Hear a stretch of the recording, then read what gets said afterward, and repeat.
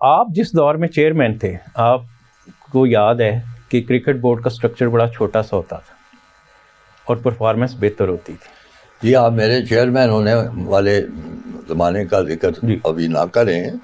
میں cricket board کے ساتھ وابستہ ہوں 70 کی دہائی سے, اور 70 کی دہائی میں ایک بڑی عظیم شخصیت جو تھی وہ کرکٹ بورڈ کی سربراہ تھی. ان کا نام تھا عبدالحفیظ کارسا. بالکل.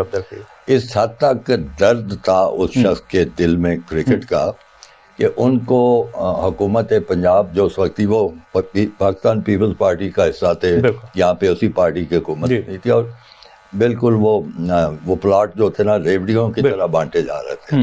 تو انہوں نے نہ اس کے لیے درخواست دی تھی نہ کوئی, تو ان کو کسی نے کہا کہ جناب آپ تو ایک کی بجائے 2 پلاٹ آپ کو مل سکتے ہیں, آپ کیوں نہیں لے رہے.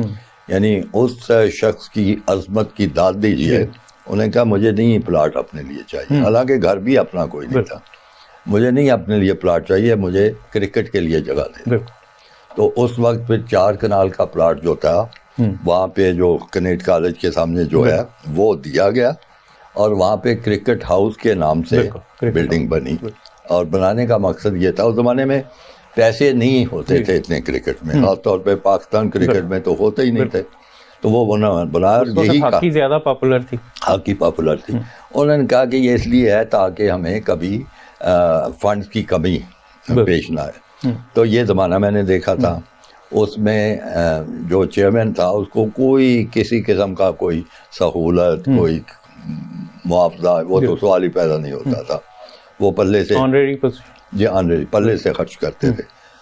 ٹیلی فون اپنا, گاڑی اپنی, ہر چیز اپنی ہوتی تھی. اسٹاف میں آپ یوں کہہ لیں کہ آنریری سیکٹری ہوتا تھا. میں پہلے ظفر الطاف تھے مرحوم, بالکل ظفر الطاف وہ تھے, اس کے بعد میں ان کی جگہ آیا. اور ایک اسسٹنٹ سیکٹری ہوتا تھا اور 5-7 بورڈ کے ملازم. وہ زمانہ تھا اس میں سارا کچھ.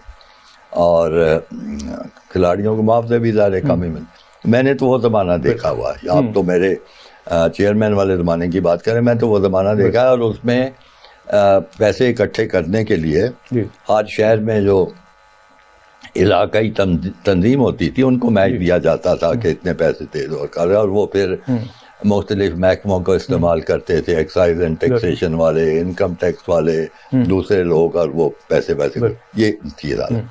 یعنی اتنی مشکلوں سے, مشقتوں سے, محنتوں سے کرکٹ کو اس حال تک پہنچایا گیا ہے. اب تو دیکھیں نا زمانہ ہی بدل گیا ہے. کروڑوں کے حساب سے جو بین الاقوامی بڑے ایونٹس آتے ہیں, کروڑوں کے حساب سے وہاں سے پیسہ آتا ہے اور پیچھے ہوتا ہے. وہ بڑی خوشی کی اچھی کی بات ہے, لیکن یہ نہیں ہونا چاہیے کہ پیسے آپ کو کھلے آ رہے ہیں تو آپ ان کو ضائع کرنا شروع کر دیں.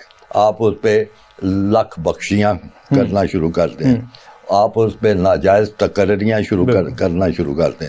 یہ بھی میں نے دیکھا ہے, سنا بھی ہے کہ اس تحریک ایک سابق چیئرمین نے اپنا ان کا کوئی دل کا علاج کروانا تھا, تو وہاں ولایت میں آپریشن کرایا اور 50-60 لاکھ کرکٹ بورڈ کے دے دیے. اب یہ تو ہو سکتا ہے کہ چیئرمین کہیں دورے پہ گیا ہو اور اس کو اچانک کوئی پرابلم آ گئی, تو اس میں اس کا علاج ہوگا. لیکن یہ تو نہیں نا کہ یہیں سے علاج کی نیت سے باہر جایا اور پھر بل سارا. اس طرح کے بے شمار واقعات ہیں. لیکن بدقسمتی کی بات ہے کہ نہ ہماری پبلک جو ہے اس کو کچھ خبر ہوتی ہے.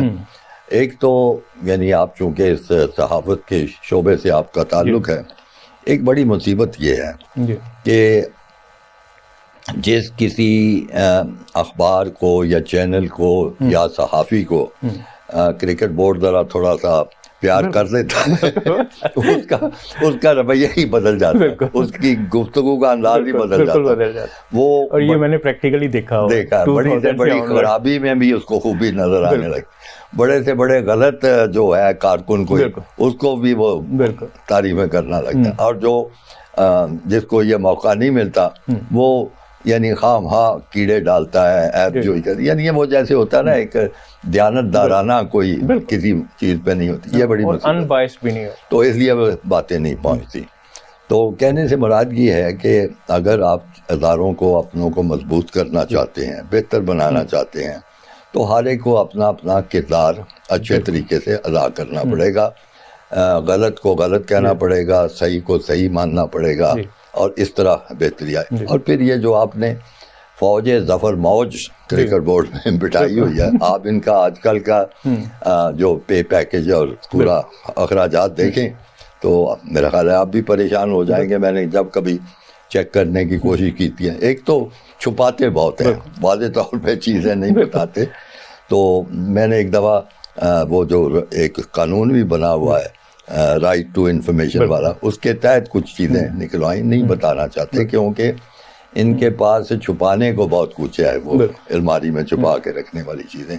تو کسی طریقے سے بھی آپ نہیں کہہ سکتے کہ ہماری کرکٹ مینجمنٹ اور ادارے کے معاملات جو ہیں وہ اچھے ہیں. ابھی میں نے ابھی ذکر کیا کہ اب پہلے تو دیکھیں کہ پچھلے میرا خیال 12 مہینے میں، اگر میرا درست ہے اس کے بارے میں معلومات، پچھلے 12 مہینے میں میرا خیال 3 چیئرمین بدل چکے ہیں.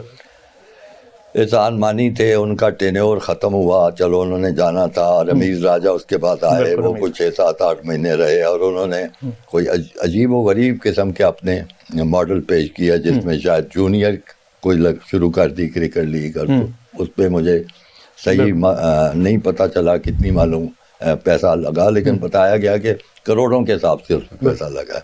اس کے بعد ان کو ہٹایا گیا، ان کی جگہ نجم سیٹھی صاحب آ گئے. نجم سیٹھی صاحب ابھی یعنی سیدھے بھی نہیں ہونے پائے تھے، ان کی جگہ موجودہ صاحب.